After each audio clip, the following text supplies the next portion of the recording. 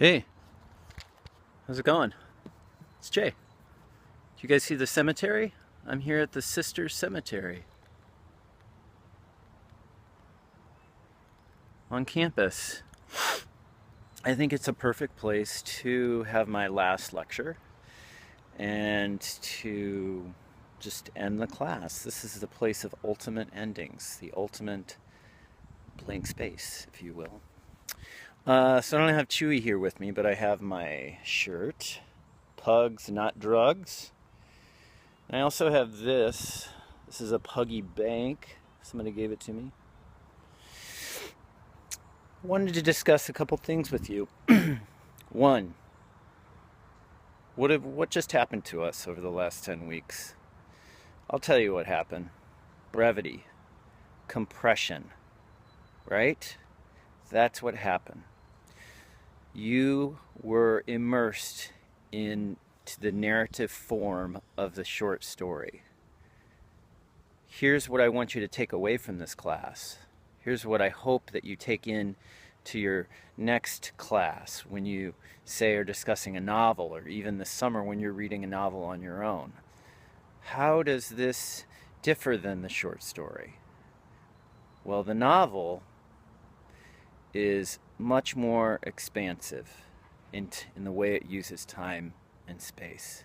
The short story is very tightly focused in its use of time and space. There might be only a few spaces that the story inhabits, and it usually happens during a small amount of time. Of course, we've seen a couple writers push that. A story is usually tightly focused in terms of its dramatic conflict. It usually has a single protagonist. In doing that, or achieving that sort of single protagonist, it often only has a single viewpoint character or a narrator who's a character that's telling the story.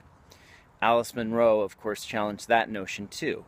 I think we could call Enid the protagonist of that story, but she uses several viewpoints to really get at what's going on with Enid.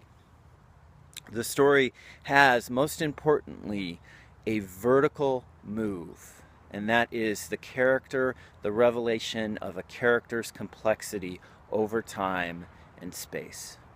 Vertical move. And then we kind of ended the class with talking about various ways in which the story achieves brevity, through image and metaphor, through omission in terms of having a very sort of short or abrupt ending. I want to draw your attention to comparing Save the Reaper and A Good Man is Hard to Find. We talked about this on Twitter, for those of you who were present this week, or last week, I'm sorry. Save the Reaper by Alice Munro is sort of her homage to A Good Man is Hard to Find by Flannery O'Connor, the first story we read.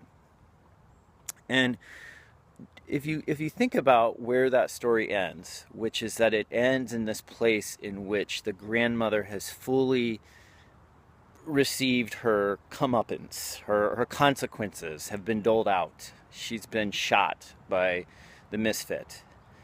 Story's over. Save the Reaper ends in a very different place, a more nuanced space. It ends in a more liminal space, that is sort of between waking and dream. Eve is thinking about the consequences, the potential consequences of her recklessness, in a way, of course, that the grandmother was never capable of doing. And those consequences do not happen, right? She's relieved of consequence, and yet they're out there. They're a possibility. Story ends.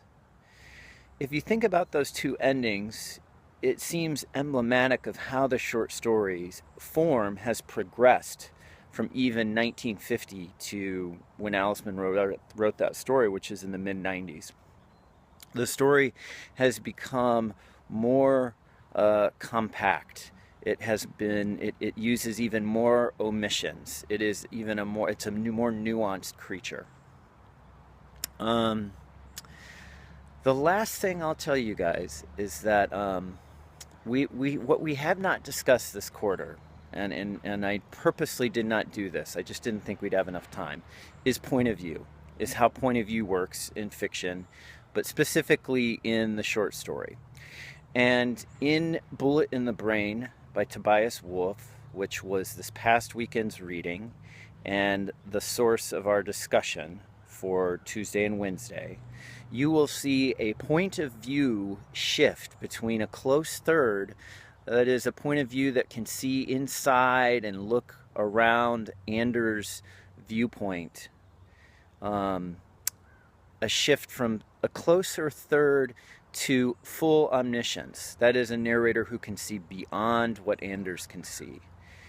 And it is that point of view shift that really allows for the story's ending.